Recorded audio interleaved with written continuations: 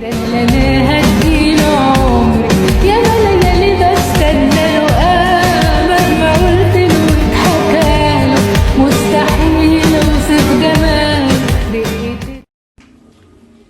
Assalamualaikum warahmatullahi wabarakatuh. Perkenalkan, nama saya Waode Emily Gambakiwari dari Prodi Ilmu Komunikasi kelas B dengan NPM 1523010025.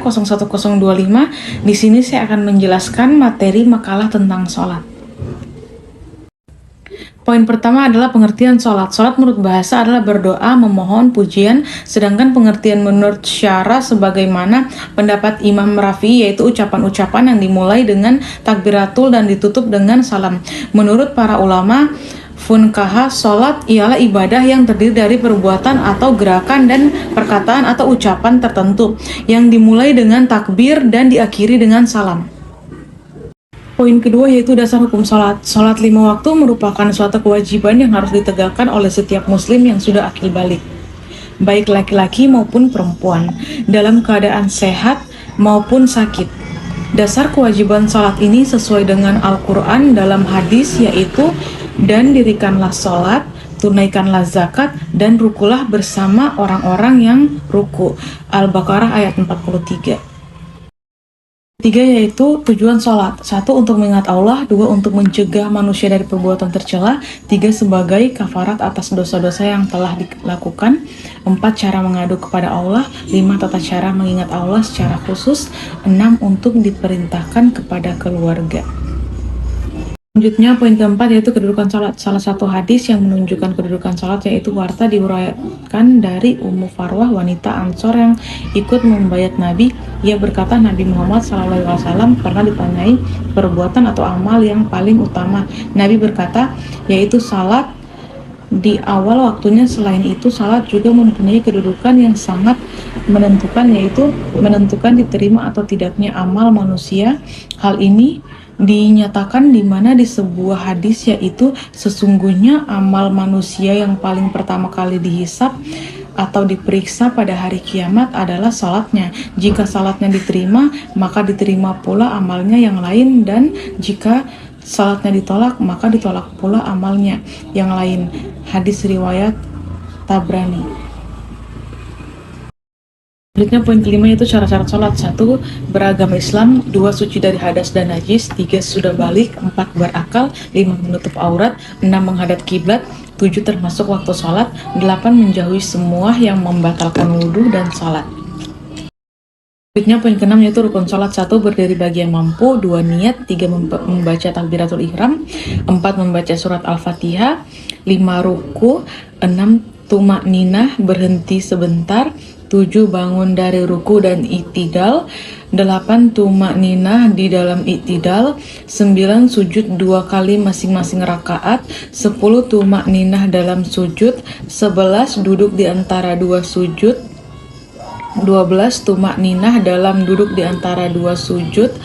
13. Duduk yang terakhir. 14. Membaca tahiyat dalam duduk yang terakhir.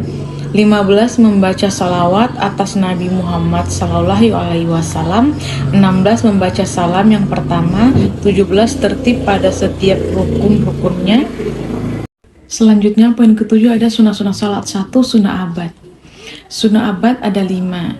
A. Tasyahud awal serta duduknya. B. Salawat atas Nabi pada tasyahud awal. Yang ketiga, salawat atas keluarga Nabi pada tasyahud akhir. Keempat, kunut serta berdiri ketika membacanya dalam sholat subuh dan sholat witir pada pertengahan hingga akhir Ramadan. E. Salawat atas Nabi dan keluarganya serta sahabatnya dalam akhir kunut. Yang kedua ada sunat hayat. Sunat hayat itu pada 16 yaitu 1. Mengangkat kedua belah tangan hingga sejajar dengan kedua belah telinga ketika zakiratul ihram, takbir ruku, i'tidal, dan berdiri dari tasyahud awal.